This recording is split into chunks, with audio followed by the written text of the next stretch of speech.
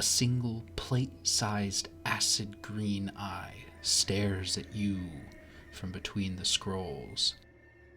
New people. People bring secrets. New secrets. Everyone has secrets for the old secrets. Roll a wisdom save. Weighing in at only CR2, Nothics are one of the best ways to bring big picture plot to your game while the party is still low level. They are evil secret seekers, constantly looking for obscure bits of lore. All Nothics, at one point in their lives, were humanoid. They uncovered an obscure bit of knowledge that the Lich King Vecna had cursed. At that point, they get transformed into a somewhat horrifying monstrosity. The curse itself is particularly cruel. Not only does this person suffer the transformation, but it doubles down on their greed and lust for knowledge. Then every night makes them forget everything important they learned, including their own name. One of the best ways to use a Nothic is to pull out secrets from player characters' backstories, revealing them to the rest of the party against the player's will. Because Nothics have an innate ability to learn secrets about things that are close to it. In particular, creatures. Using the secrets it learns, it will turn a party against itself by revealing unwanted information. If one character in the party killed another character's family member and was keeping it hidden from them, that fight would happen right there as the Nothic reveals that information. Nothics also make very interesting quest givers because they love magic items and obscure pieces of knowledge. It might offer a magic item or a piece of information that the party needs in exchange for another magic item or another piece of information. But when the party returns with whatever they were asked to fetch, the Nothic won't even remember who they are. If you want to make a plot-twisting change by using the Nothic's ability to learn secrets and force characters to learn things about each other, you just have to delete the save information from the stat block. That way the Nothic will automatically know and there won't be a hidden role behind the screen. Getting rid of this saving throw doesn't exactly make the Nothic more powerful because it doesn't give it any real advantages in combat from a mechanical standpoint. Another thing a Nothic is good for is revealing the lore that the party is going to have to know later. Having lore come from an insane creature is going to make it a little bit more memorable, especially if that creature knows the player's secrets already. Even more so if those secrets are a part of the lore that's being revealed. You could even have the Nothic be the first one to start connecting the dots. Killing a Nothic is a great way for the party to obtain new magic items, especially interesting ones that the Nothic would also find cool. But they'll have to play their cards carefully, because Nothics love secrets, so they won't want anyone to know that they even have the item.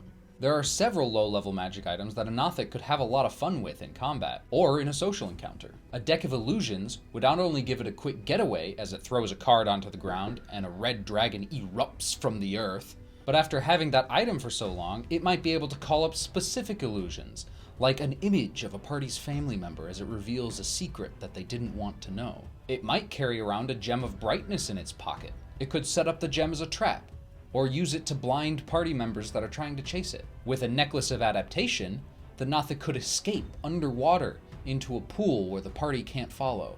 But probably the best magic item to give a Nothic is a ring of mind shielding. It not only makes sense with the Nothic's tendency to want to keep secrets, because it prevents all divination spells from penetrating into the Nothic's mind, but when the Nothic dies, it will get trapped inside that ring, and whoever has it will always have that Nothic in the back of their head telling them secrets. It could make for a very interesting long-term NPC, or sentient magic item. As for the setting of this type of encounter, the players would most commonly run into a Nothic in a place of knowledge, like a ruin or an old library, likely where the Nothic was cursed in the first place.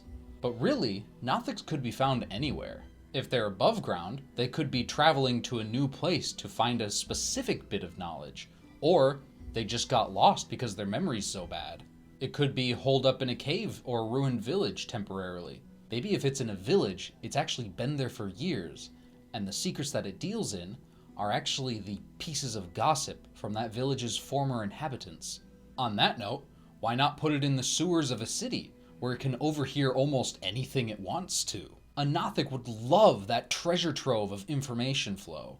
If you want a more permanent Nothic in the party, say one that actually does get trapped in that ring of mind shielding, it can be fun to write this creature's backstory, their former life. Who were they before they were cursed by this piece of knowledge? Why were they seeking that piece of knowledge in the first place? They might have forgotten their own name, but you can bet that the people they knew in their former life have not forgotten who they are.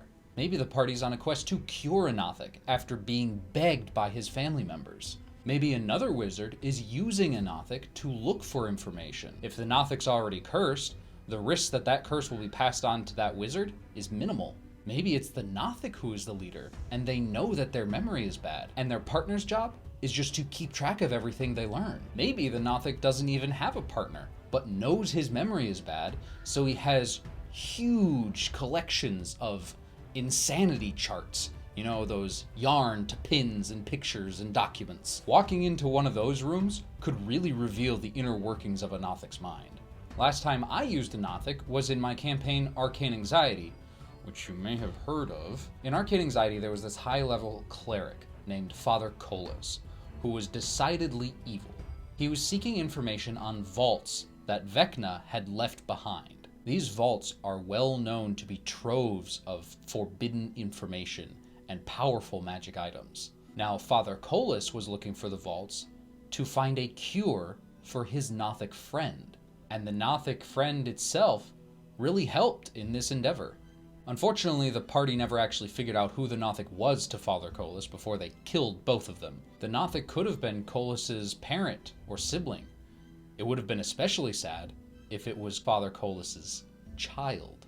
But now that they're both dead, that will remain a secret forever. This video was a fan request from Imachair to celebrate reaching 100 subscribers. Honestly, I did not think I would get here this fast. I expected it to take another 6 months at least before I hit triple digits. So if you really want to see new takes on one of your favorite monsters, put it in the comments and I will scroll through and pick one from there for the next monster dive. But until then, just remember, everything is going to be okay.